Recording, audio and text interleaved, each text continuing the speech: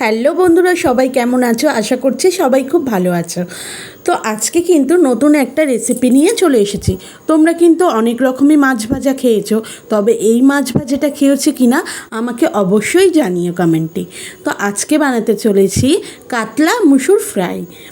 তো দেখো, এখানে আমি কাতলা মাছের পেটি নিয়ে নিয়েছি। নেওয়ার পরে এটাকে আমি ভালো করে লেবু, গোলমরিচ দিয়ে আর নুন দিয়ে মাখিয়ে রেখেছি। আর এখানে মিক্সারে নিয়ে নিয়েছি ধনেপাতা, আদা, রসুন, পেঁয়াজ আর কাঁচা লঙ্কা। এটাকে আমি খুব ভালো করে একটা পেস্ট বানিয়ে নেব। পেস্ট বানানোর পরে এটা আমি মাছের মধ্যে দিয়ে দিলাম। মাছটা লেবু, নুন আর গোলমরিচ দিয়ে কিন্তু আধা ঘন্টা মাখিয়ে রাখতে হবে। তারপরে এই পেস্টটা দিয়ে আমি কিন্তু আরও কিছু মশলা অ্যাড করব। যেমন হলুদ অ্যাড করলাম, গোলমরিচ দিলাম পরিমাণ মতন, এখানে দিয়ে দিলাম গরম মশলা গুঁড়োটা। কিন্তু গরম মশলাটা তোমরা তোমাদের অপশনালে আছে, দিতেও পারো নাও দিতে পারো। আমি আমার টেস্টের জন্য দিয়েছি। আর দিয়েছি দেখে একটু কাশ্মীরি লঙ্কার গুঁড়ো দিয়েছি অল্প, আর দিয়েছি টক দই।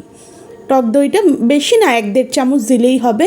তো সব কটাকে খুব ভালো করে দেখো আমি মিক্স করে নিচ্ছি মাছের গায়ে, যাতে ভালো করে মশলাগুলো লেগে যায়।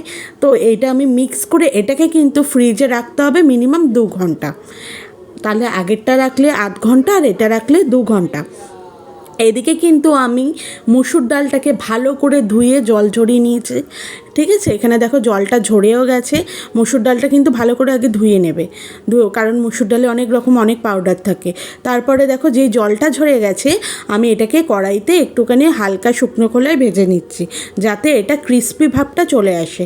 তো এটা দেখো ব্রেড ক্রাম্ব যেরকমভাবে আমরা মেশাই মানে ফিশ ফ্রাইয়ে, তো এরকমভাবে আমি মুসুর ডালটাকে গুঁড়ো করে এটাকে আমি দেখো পুরো ফিশ ফ্রাইয়ের একটা আকার দিচ্ছি মাছটাকে। আর মশলাটা কিন্তু ভালো করে মাছের সাথে মিশেও গেছে, মাছের ভেতরে মশলার ফ্লেভার ঢুকেও গেছে। তো এটা দেখো আমি কিন্তু ভালো করে ফিশ ফ্রাইয়ের আকার নিয়ে এটাকে আমি একটু ছাকা তেলে ভেজে নিলাম। আর এটা কিন্তু সর্ষের তেলে ভাজে